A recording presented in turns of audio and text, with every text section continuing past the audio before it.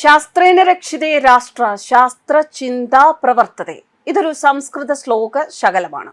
സൈനിക ശക്തിയുടെ പ്രാധാന്യം അത് എത്രമാത്രം വലുതാണ് എന്ന് ബോധ്യപ്പെടുത്തുന്ന സംസ്കൃത മന്ത്രം. ഈ സംസ്കൃത മന്ത്രം പങ്കുവച്ചത് സോഫിയ ഖുറേഷിയാണ്. സോഫിയ ഖുറേഷിയെ ഭാരതീയർക്ക് മറക്കാനാകില്ല. ഓപ്പറേഷൻ സിന്ദൂർ കാലത്ത് ഇന്ത്യയുടെ സൈനിക നീക്കങ്ങൾ വാർത്താ സമ്മേളനത്തിലൂടെ ലോകത്തെ അറിയിച്ചിരുന്നത് സോഫിയ ഖുറേഷിയാണ്.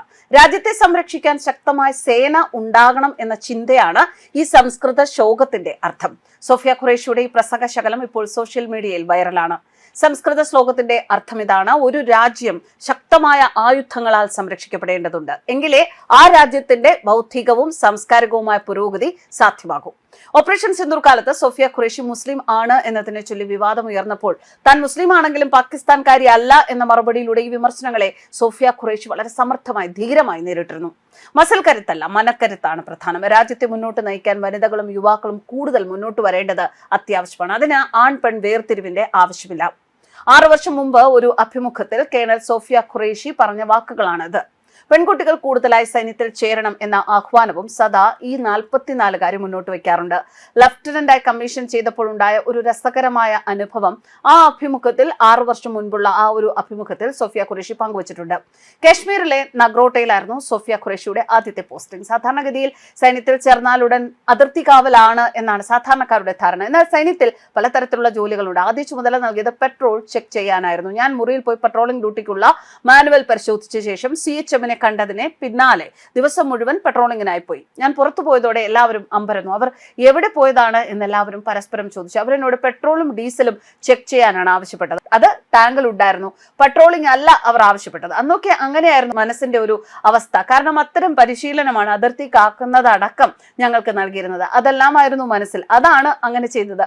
അങ്ങനെ പല ജോലി ചെയ്ത് നല്ലൊരു വ്യക്തിത്വമായി പരിവർത്തനം ചെയ്യപ്പെടുന്ന ഇടമാണ് സൈന്യം. സോഫിയ പറഞ്ഞ വാക്കുകളാണ്.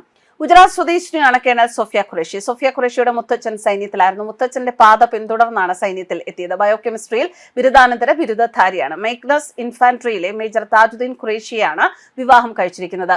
നിങ്ങൾ വീട്ടിലെ സൈനിക കാര്യങ്ങൾ മാത്രമാണോ എന്ന് ഒരു അഭിമുഖത്തിൽ സോഫിയ ഖുറേഷിയോട് ഒരു ചോദ്യം ചോദിച്ചിരുന്നു. ഒരിക്കലുമല്ല, മറ്റു കാര്യങ്ങളും എന്ന് ചിരിച്ചുകൊണ്ട് അവർ മറുപടി പറയുന്നു. കാരണം സൈന്യം മാത്രമല്ല, കുടുംബവും അവർക്ക് വളരെ പ്രധാനമാണ് എന്നതാണ് ആ വാക്കിൽ നിന്നും മനസ്സിലാക്കേണ്ടത്.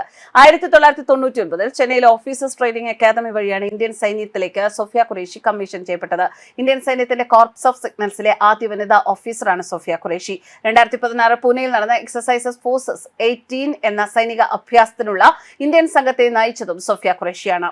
18 ASEAN+ രാജ്യങ്ങളാണ് ആ പരിശീലന പരിപാടിയിൽ പങ്കെടുത്തത്. സൈനികാഭ്യാസത്തിലെ ഏക വനിതാ കമാൻഡറായിരുന്നു സോഫിയ ഖുറേഷി. ഇന്ത്യ ആതിഥേയത്വം വഹിച്ച ഏറ്റവും വലിയ വിദേശ സൈനിക അഭ്യാസമായിരുന്നു അത്. 2006 കോങ്കോയിൽ UN സമാധാന ദൗത്യ സംഘത്തിൽ സൈനിക നിരീക്ഷയായ സേവനം അനുഷ്ഠിച്ച കാലത്തെ അനുഭവവും കേണൽ സോഫിയ ഖുറേഷി തന്റെ പഴയ അഭിമുഖത്തിൽ പങ്കുവച്ചിട്ടുണ്ട്. 2010 ശേഷം 6 വർഷം നിരവധി സമാധാന പാലന ദൗത്യങ്ങളിൽ പങ്കെടുത്തു.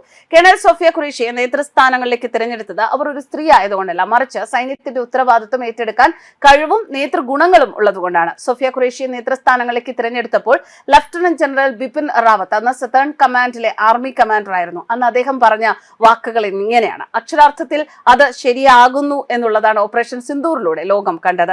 ഇപ്പോഴും സോഫിയ ഖുറേഷി സൈന്യത്തിന്റെ ഒരു ഇൻസ്പിറേഷനായി, സൈന്യത്തിന് എന്തൊക്കെയാണ് സൈന്യത്തിന് കരുത്താർജിക്കാൻ വേണ്ട ചിന്തകൾ എന്ന് മനസ്സിലാക്കി തന്റെ വാക്കുകളിലൂടെ, തന്റെ പ്രവൃത്തികളിലൂടെ, തന്റെ പ്രസംഗങ്ങളിലൂടെ അത് മുന്നോട്ട് കൊണ്ടുപോവുക തന്നെയാണ്. ന്യൂസ് ഡെസ്ക് കർമ്മ ന്യൂസ്.